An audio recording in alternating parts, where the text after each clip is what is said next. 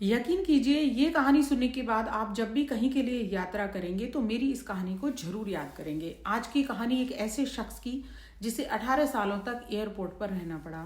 Mehran creamy Nasiri, इनकी ये सच्ची कहानी। तो हेलो एवरीवन, स्वागत है आप तमाम लोगों का आज की कहानी के इस एपिसोड में। उम्मीद है पूरी फैमिली अच्छी होगी, अपना और अपनों का ख्याल रख रही होगी। आज की कहानी एक सच्ची घटना पर आधारित है जिसे मैं लेकर आई हूँ अपने शब्दों में। तो चलिए शुरू करते हैं आज की कहानी, मेहरान की कहानी। कल्पना कीजिए, आप एक एयरपोर्ट पर हैं जहाँ लोग आ रहे हैं, जा रहे हैं, जहाँ हर किसी को अपनी मंजिल की ओर बढ़ना है, पहुंचना है, हर कोई जल्दी में है। लेकिन उसी एयरपोर्ट पर एक आदमी ऐसा भी है जो ना कहीं जा सकता है ना कहीं लौट सकता है। वो आदमी एक दिन, 2 दिन, एक साल नहीं बल्कि पूरी 18 सालों तक एयरपोर्ट के अंदर ही जीता है। आज की ये कहानी है मेहरान करीमी नासिरी की, जिसे दुनिया जानती है the man who lived in an airport के नाम से। यानी कि एक आदमी जिसे पूरा जीवन एयरपोर्ट पर बिताना पड़ा। मेहरान करीमी नासिरी का जन्म 1945 में ईरान में हुआ था। वो पढ़े लिखे इंसान थे। उन्होंने ब्रिटेन से पढ़ाई की और उनका सपना था एक सम्मानजनक आज़ाद जिंदगी जीना। लेकिन किस्मत ने उनके लिए कुछ और ही लिख रखा था। हुआ यूं कि नासिरी अपनी पढ़ाई पूरी करने के बाद जब अपने देश लौटे तो उस वक्त ईरान में राजनीतिक हालात बहुत ही खराब थे। नासिरी का कहना था कि उन्हें 1977 में मात्र 32 साल की उम्र में शाह के विरोध प्रदर्शनों में भाग लेने के कारण ईरान से निष्कासित कर दिया गया और लंबी कानूनी प्रक्रिया के बाद वो बेल्जियम में संयुक्त राष्ट्र शरणार्थी उच्चायुक्त में उन्हें शरणार्थी का दर्जा प्रदान किया गया। इससे उन्हें यूरोप के अनेक देशों में निवास करने की अनुमति मिलनी चाहिए थी, परंतु जांच एजेंसियों ने इस कथन को असत्य पाया। तो मेहरान ने रिफ्यूजी बनने का फैसला किया। उन्हें उम्मीद थी कि यूरोप में उनका नया जीवन अच्छा गुजरेगा। अब वो यूरोप के बेल्जियम में रहने लगे बतौर एक शरणार्थी रिफ्यूजी। समय गुजरता गया, बात आई गई हो गई, लेकिन उनके जीवन में एक घटना घटी। जब 1988 में मेहरान फ्रांस के पेरिस में चार्ल्स डी गॉल एयरपोर्ट पहुंचे। उनको ब्रिटेन जाना था। जब सिक्योरिटी चेक इन के लिए वो काउंटर पर पहुंचे तो उन्होंने पाया कि उनका पासपोर्ट और बाकी जरूरी कागजात उनके पास नहीं हैं।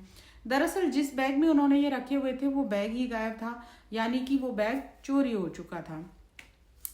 उन्होंने एयरपोर्ट के जांच अधिकारियों को अपनी बात बताई, लेकिन सिक्योरिटी ने उनको यात्रा करने की अनुमति नहीं दी और उनको वेटिंग रूम में बैठने के लिए बोल दिया गया। अब चूंकि पासपोर्ट नहीं है तो पेरिस शहर में भी वापस नहीं जा सकते, यानी अब वो एयरपोर्ट से बाहर नहीं जा सकते थे और ना ही प्लेन में बैठ के किसी और देश जा सकते थे। अधिकारियों और फ्रांस सरकार से उन्होंने मदद करने की गुहार लगाई। अब अधिकारियों ने बेल्जियम सरकार से संपर्क कर समस्या का समाधान निकालने के लिए प्रयास किए और मेहरान नासिरी के लिए पासपोर्ट बनाने के लिए जरूरी दस्तावेज बनाने के प्रयास किए। लेकिन बेल्जियम सरकार ने यह कहते हुए असमर्थता जाहिर कर दी कि जब तक नासिरी खुद उपस्थित नहीं होते वो उनका पासपोर्ट नहीं बना सकते। अब क्या करें? बिना पासपोर्ट के ना तो वो बेल्जियम के लिए यात्रा कर सकते हैं और बिना बेल्जियम जाए उनका पासपोर्ट भी नहीं बन सकता। और इधर बिना पासपोर्ट के एयरपोर्ट से बाहर जाने पर भी पाबंदी थी, तो एयरपोर्ट से बाहर भी नहीं निकल सकते थे। अब समस्या ये थी कि बिना कागज के वो पेरिस में प्रवेश नहीं कर सकते थे, बेल्जियम के लिए यात्रा नहीं कर सकते थे, बिना बेल्जियम जाए उनका पासपोर्ट नहीं बन सकता था, ईरान से पहले ही निष्कासित थे तो वापस जाने से तो वो डरते थे। और यहीं से मेहरान एक लीगल लिम्बो, यानी सीधी भाषा में कहें तो एक कानूनी जाल, लीगल ट्रैप में फंस चुके थे। चार्ल्स डी गॉल पेरिस का ये एयरपोर्ट और इसका टर्मिनल 1 अब उनका घर बन चुका था। वो वहीं सोते थे, वहीं किसी बेंच पर बैठते थे, वहीं वो अपनी जिंदगी जीने लगे। उनके पास थी मात्र एक छोटी सी स्ट्रॉली, कुछ कपड़े, कुछ किताबें और पुराने कागजात। दिन गुजरते गए, महीने बीत गए और फिर वो महीने सालों में बदल गए। 1 साल, 5 साल, 10 साल, 18 साल। लोग आते जाते रहे लेकिन मेहरान वहीं रुके रहे, एयरपोर्ट पर ही रहने लगे। कभी इस बेंच पर, कभी उस बेंच पर बैठकर अपना टाइम पास करते रहते। धीरे धीरे एयरपोर्ट स्टाफ उन्हें पहचानने लगा।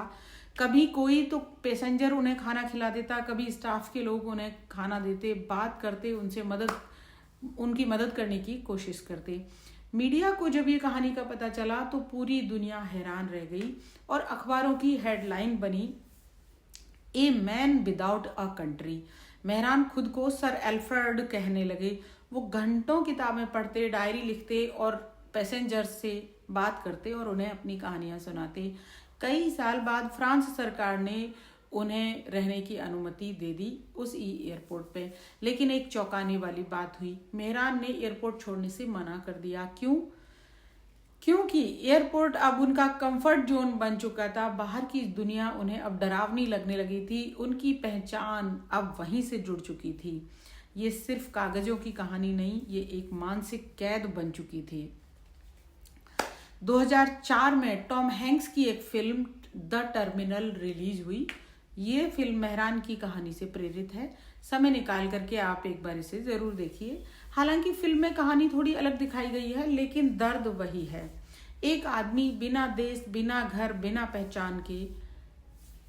इस कहानी में बहुत ही गहरा दर्द है। मेहरान को फिल्म से कुछ पैसे भी मिले, लेकिन उसने फिर भी एयरपोर्ट नहीं छोड़ा। एक बार 2006 में मेहरान बीमार हो गए और उन्हें अस्पताल ले जाया गया। लेकिन स्वस्थ होने के बाद 18 साल बाद उन्होंने एयरपोर्ट छोड़ा था, लेकिन स्वस्थ होने के बाद वापस एयरपोर्ट पर आ गए। 2022 में उनका निधन हो गया। जिस जगह ने उन्हें कैद किया था वही उनकी आखिरी जगह भी बनी। मेहरान करीमी नासरी की कहानी हमें सिखाती है कि कभी कभी इंसान कानून से नहीं, डर से कैद होता है। पहचान सिर्फ पासपोर्ट से नहीं होती, और सबसे खतरनाक जेल हमारा अपना दिमाग होता है।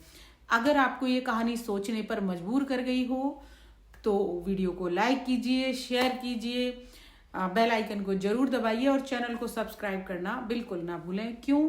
क्योंकि मैं लेकर आऊंगी ऐसी ही चौंकाने वाली और रोचक कहानियां, क्योंकि हर कहानी कुछ सिखाती है। जय हिंद, जय भारत माता।